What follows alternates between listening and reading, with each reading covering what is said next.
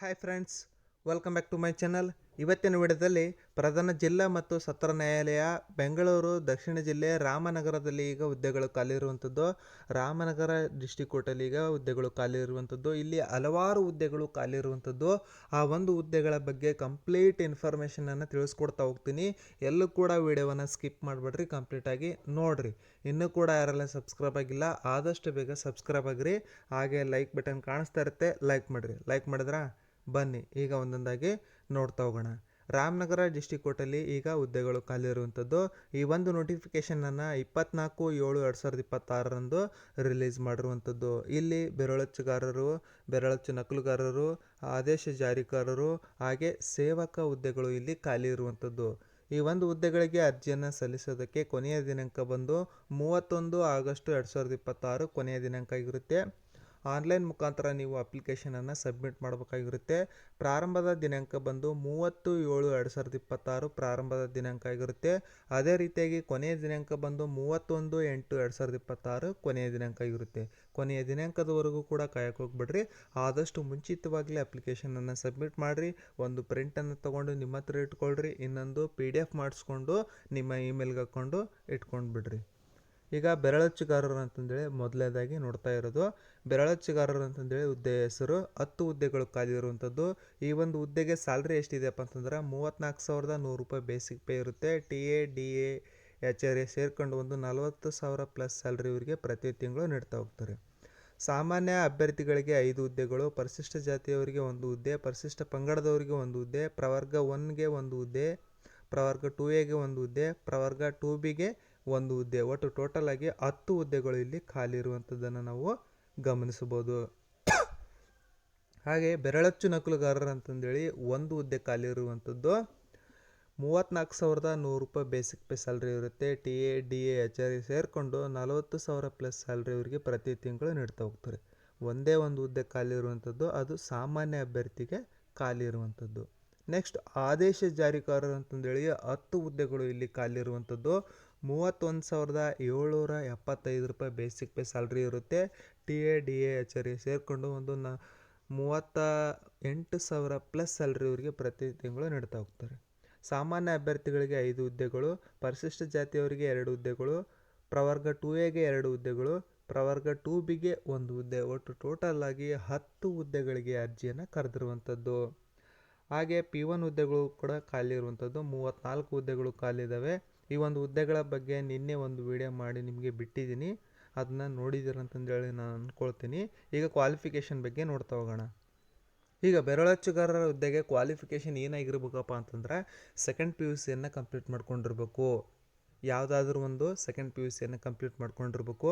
ಅದರ ಜೊತೆಗೆ ಸೀನಿಯರ್ ಗ್ರೇಡಲ್ಲಿ ನೀವು ಟೈಪಿಂಗನ್ನು ಕಂಪ್ಲೀಟ್ ಮಾಡಿರ್ಬೇಕು. ಕನ್ನಡ ಮತ್ತು ಇಂಗ್ಲೀಷಲ್ಲಿ ಸೀನಿಯರ್ ಗ್ರೇಡ್ ಕಂಪ್ಲೀಟ್ ಮಾಡಿಕೊಂಡ್ರೆ ಈ ಒಂದು ಹುದ್ದೆಗೆ ಅರ್ಜಿಯನ್ನು ಸಲ್ಲಿಸಬಹುದು. ಹಾಗೆ ಕಂಪ್ಯೂಟರ್ ಜ್ಞಾನ ಅವಶ್ಯಕವಾಗಿರುತ್ತೆ. ಈ 3 ಕಂಪ್ಲೀಟ್ ಮಾಡಿದರೆ ಸಾಕು, ನೀವು ಬೆರಳಚ್ಚುಗಾರ ಹುದ್ದೆಗೆ ಅರ್ಜಿಯನ್ನು ಸಲ್ಲಿಸಬಹುದು. ಫಸ್ಟ್ ಒನ್ನು PUCಯನ್ನು ಕಂಪ್ಲೀಟ್ ಮಾಡ್ಕೊಂಡಿರ್ಬೇಕು. ಸೆಕೆಂಡ್ ಒನ್ ಟೈಪಿಂಗಲ್ಲಿ ಕನ್ನಡ ಮತ್ತು ಇಂಗ್ಲೀಷಲ್ಲಿ ಸೀನಿಯರ್ ಗ್ರೇಡ್ ಕಂಪ್ಲೀಟ್ ಮಾಡ್ಕೊಂಡಿರ್ಬೇಕು. ಇನ್ನೊಂದು ಕಂಪ್ಯೂಟರ್ ಜ್ಞಾನ ನಿಮಗೆ ಇರಬೇಕು. ಇಷ್ಟಿದ್ರೆ ಸಾಕು, ನೀವೇನು ಮಾಡ್ಬೋದು, ಬೆರಳಚ್ಚುಗಾರರ ಹುದ್ದೆಗೆ ಅರ್ಜಿಯನ್ನು ಸಲ್ಲಿಸಬಹುದು. ಹಾಗೆ ಡಿಪ್ಲೊಮಾ ಮಾಡಿದವರು ಕೂಡ ಎಲಿಜಿಬಲ್ ಇರ್ತಾರೆ. ನೀವು ಕೂಡ ಅಪ್ಲಿಕೇಶನನ್ನು ಸಬ್ಮಿಟ್ ಮಾಡ್ಬೋದು. ಹಾಗೆ ಬೆರಳಚ್ಚು ನಕಲುಗಾರರ ಹುದ್ದೆಗೆ ಸೆಕೆಂಡ್ PUCಯನ್ನು ಕಂಪ್ಲೀಟ್ ಮಾಡ್ಕೊಂಡಿರ್ಬೇಕು ಅಥವಾ ತತ್ಸಮಾನ ವಿದ್ಯಾರ್ಹತೆಯನ್ನು ನೀವು ಕಂಪ್ಲೀಟ್ ಮಾಡ್ಕೊಂಡಿರ್ಬೇಕು. ITI ಆದ್ರಾಗಿರ್ಬೋದು, ಡಿಪ್ಲೊಮಾ ಆದ್ರಾಗಿರ್ಬೋದು ಕಂಪ್ಲೀಟ್ ಮಾಡಿಕೊಂಡು ಅದರ ಜೊತೆಗೆ ಕನ್ನಡ ಮತ್ತು ಇಂಗ್ಲೀಷು ಜೂನಿಯರ್ ಟೈಪಿಂಗನ್ನು ಕಂಪ್ಲೀಟ್ ಮಾಡ್ಕೊಂಡಿರ್ಬೇಕು. ಜೂನಿಯರ್ ಕನ್ನಡ ಮತ್ತು ಇಂಗ್ಲೀಷನ್ನು ಕಂಪ್ಲೀಟ್ ಮಾಡ್ಕೊಂಡಿರ್ಬೇಕು. ಅದರ ಜೊತೆಗೆ ಕಂಪ್ಯೂಟರ್ ಜ್ಞಾನ ಇರಬೇಕಾಗುತ್ತೆ. ಅಥವಾ ಡಿಪ್ಲೊಮಾ ಮಾಡಿದರೂ ಕೂಡ ಈ ಒಂದು ಹುದ್ದೆಗೆ ಅರ್ಜಿಯನ್ನು ಸಲ್ಲಿಸಬಹುದು.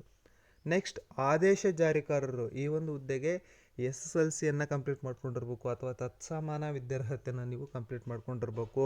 ಅದರ ಜೊತೆಗೆ ಡ್ರೈವಿಂಗ್ ಲೈಸೆನ್ಸ್ ಇರುವವರಿಗೆ ಆದ್ಯತೆಯನ್ನು ನೀಡ್ತಾ ಹೋಗ್ತಾರೆ. ಡ್ರೈವಿಂಗ್ ಲೈಸೆನ್ಸ್ ಯಾರು ಹೊಂದಿರ್ತೀರಿ ಅವರಿಗೆ ಮೊದಲ ಆದ್ಯತೆಯನ್ನು ನೀಡ್ತಾ ಹೋಗ್ತಾರೆ.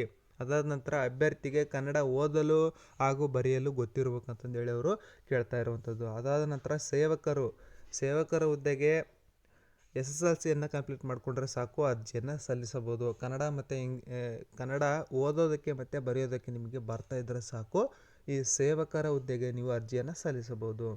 ಹಾಗೆ ಈ ಒಂದು ಹುದ್ದೆಗೆ ಏಜ್ ಎಷ್ಟು ಇರಬೇಕಪ್ಪ ಅಂತಂದರೆ ಮಿನಿಮಮ್ 18 ವರ್ಷವನ್ನು ಕಂಪ್ಲೀಟ್ ಮಾಡಿದವರು ಎಲ್ಲರೂ ಕೂಡ ಬೆರಳಚ್ಚುಗಾರರು, ಆದೇಶ ಜಾರಿಕಾರರು, ಬೆರಳಚ್ಚು ನಕಲುಗಾರರು ಮತ್ತು ಸೇವಕರ ಹುದ್ದೆಗೆ ಅರ್ಜಿಯನ್ನು ಸಲ್ಲಿಸಬಹುದು. ಗರಿಷ್ಠ ವಯೋಮಿತಿ ಸಾಮಾನ್ಯ ಅಭ್ಯರ್ಥಿಗಳಾಗಿದ್ದರೆ 18ರಿಂದ 35 ಪ್ಲಸ್ 5 ವರ್ಷ. ಹಾಗೆ 18 ವರ್ಷ 2A 2B 3A 3B ಆಗಿದ್ದರೆ 18ರಿಂದ 38 ಪ್ಲಸ್ 5 ವರ್ಷ. ಆಮೇಲೆ ಪರಿಶಿಷ್ಟ ಜಾತಿ, ಪರಿಶಿಷ್ಟ ಪಂಗಡ, ಪ್ರವರ್ಗ 1ಗೆ ಸೇರಿದಂಥ ಅಭ್ಯರ್ಥಿಗಳಿಗೆ 18ರಿಂದ 45 ವರ್ಷದೊಳಗಿನ ಎಲ್ಲ ಅಭ್ಯರ್ಥಿಗಳು ಕೂಡ ಈ ಒಂದು ಹುದ್ದೆಗಳಿಗೆ ಅರ್ಜಿಯನ್ನು ಸಲ್ಲಿಸಬಹುದು. ಆಯ್ಕೆ ವಿಧಾನ ಯಾವ ರೀತಿಯಾಗಿ ಮಾಡ್ತಾರಪ್ಪ ಅಂತಂದ್ರೆ ಬೆರಳಚ್ಚುಗಾರರದ್ದು 15 ನಿಮಿಷಗಳ ಉಕ್ತ ಲೇಖನ ಅಂದರೆ ನಿಮಗೆ ಡಿಕ್ಟೇಷನ್ ಕೊಡ್ತಾರೆ, ಅದನ್ನು ನೀವು ಟೈಪ್ ಮಾಡಿ ಕೊಡಬೇಕಾಗುತ್ತಾ. ಟೈಪ್ ಮಾಡಿದರಲ್ಲಿ ನೀವು ಮಿನಿಮಮ್ 50 ಅಂಕಗಳನ್ನು ಗಳಿಸಲೇಬೇಕಾಗುತ್ತೆ. 100 ಅಂಕಗಳಿಗೆ ಅವ್ರು ಏನು ಮಾಡ್ತಾ ಹೋಗ್ತಾರೆ, ನಿಮಗೆ ಡಿಕ್ಟೇಷನ್ ಕೊಡ್ತಾ ಹೋಗ್ತಾರೆ. ಅದರಲ್ಲಿ 50 ಅಂಕಗಳನ್ನು ಗಳಿಸಿದರೆ ಮಾತ್ರ ನಿಮ್ಮನ್ನು ಏನು ಮಾಡ್ತಾರೆ, ಅವರು ಸಂದರ್ಶನಕ್ಕೆ ಕರಿತಾ ಹೋಗ್ತಾರೆ. ಸಂದರ್ಶನಕ್ಕೆ ಎಷ್ಟು ಅಭ್ಯರ್ಥಿಗಳನ್ನು ಕರಿತಾರಪ್ಪ ಅಂತಂದರೆ ಒಂದು ಹುದ್ದೆಗೆ 5 ಅಭ್ಯರ್ಥಿಗಳನ್ನು ಅವರು ಕರಿತಾ ಹೋಗ್ತಾರೆ. ಆ 5 ಅಭ್ಯರ್ಥಿಗಳಲ್ಲಿ ಒಬ್ಬರನ್ನು ಅವ್ರು ಏನು ಮಾಡ್ತಾ ಹೋಗ್ತಾರೆ, ಸೆಲೆಕ್ಷನ್ ಮಾಡ್ತಾ ಹೋಗ್ತಾರೆ.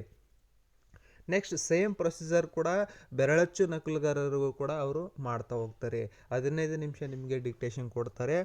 100 ಅಂಕಗಳಿಗೆ ನಿಮಗೆ ಡಿಕ್ಟೇಷನ್ ಕೊಡ್ತಾರೆ. ಅದರಲ್ಲಿ 50 ಅಂಕಗಳನ್ನು ನೀವು ಪಡಿಲೇಬೇಕು. 50 ಅಂಕಗಳನ್ನು ಯಾರು ಪಡಿತಾರೆ ಅವ್ರಿಗೆ 1:5ಗೆ ಅವ್ರನ್ನ ಏನು ಮಾಡ್ತಾ ಹೋಗ್ತಾರೆ, ತಗೊಳ್ತಾ ಹೋಗ್ತಾರೆ ಸಂದರ್ಶನದಲ್ಲಿ ಯಾರು ಒಳ್ಳೆಯ ಪರ್ಫಾರ್ಮೆನ್ಸನ್ನು ಮಾಡ್ತಾರೆ ಅವ್ರನ್ನ ಅವರು ಸೆಲೆಕ್ಷನ್ ಮಾಡ್ತಾ ಹೋಗ್ತಾರೆ. 1:5 ಅಂತಂದ್ರೆ ಒಂದು ಹುದ್ದೆಗೆ 5 ಅಭ್ಯರ್ಥಿಗಳನ್ನು ಅವ್ರು ಏನು ಮಾಡ್ತಾ ಹೋಗ್ತಾರೆ, ನೇಮಕಾತಿಯನ್ನು ಮಾಡ್ಕೊಳ್ತಾ ಹೋಗ್ತಾರೆ. ನೆಕ್ಸ್ಟ್ ಆದೇಶ ಜಾರಿಕಾರರ ಹುದ್ದೆಗೆ SSLCಯಲ್ಲಿ ಗಳಿಸಿರುವಂತಹ ಅಂಕಗಳ ಆಧಾರದ ಮೇಲೆ 1:25 ಅಂದರೆ ಒಂದು ಹುದ್ದೆಗೆ 25 ಅಭ್ಯರ್ಥಿಗಳನ್ನು ಅವರು ಸಂದರ್ಶನಕ್ಕೆ ಕರಿತಾ ಹೋಗ್ತಾರೆ. ಸಂದರ್ಶನದಲ್ಲಿ 10 ಅಂಕಗಳಿಗೆ ಸಂದರ್ಶನವನ್ನು ಇಡ್ತಾ ಹೋಗ್ತಾರೆ.